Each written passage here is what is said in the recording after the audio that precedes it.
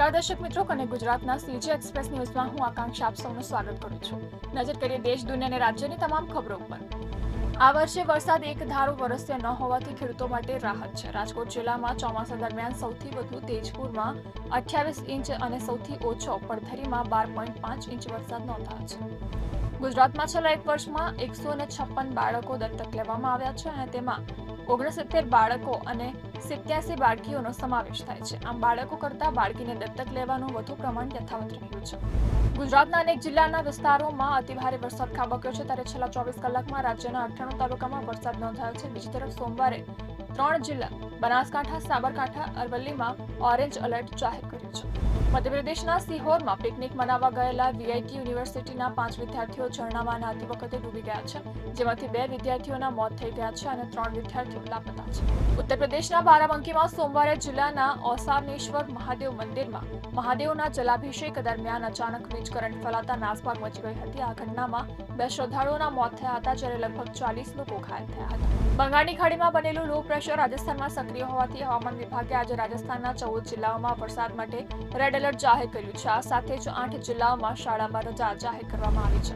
રવિવારે આખી રાત પડેલા વરસાદને કારણે બિહારના પટનાની હાલત વધુ ખરાબ થઈ ગઈ છે. પટના જંકશન પર રેલવે ટ્રેક પાણીમાં ડૂબી ગયો છે. સ્ટેશનની બહાર 2 ફૂટ પાણી ભરાઈ ગયું છે. પટના ગયા લાઇનની પેસેન્જર ટ્રેનો અલગ અલગ સ્ટેશનો પર રોકાઈ ગઈ છે.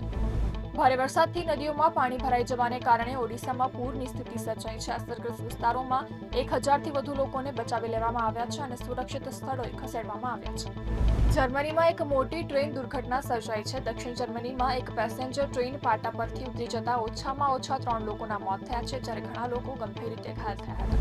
ગાઝામાં ભૂખમરા જેવી સ્થિતિ સર્જાઈ છે. આ મુદ્દે સંયુક્ત રાષ્ટ્ર સહિત સમગ્ર વિશ્વમાં ભારે હોબાળો મચ્યો છે. ત્યારે દુનિયાના દબાણ સામે ઝૂકી જતા આખરે ઇઝરાયેલે ગાઝા પટ્ટીની અત્યંત ગીચ વિસ્તારવાળા 3 વિસ્તારોમાં દૈનિક 10 કલાકના રણનીતિક વિરામની જાહેરાત કરી છે.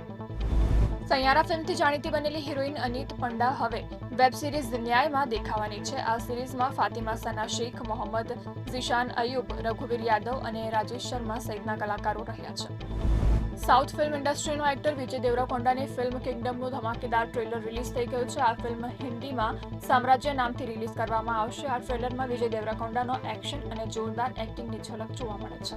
તો આ તક ગુજરાતના આજના સીજી એક્સપ્રેસ ન્યૂઝ ના સમાચારો અને વધુ અપડેટ માટે તમે જોડાયેલા રહો અને ગુજરાત સાથે. ત્યાં સુધી મને રજા આપશો. નમસ્કાર.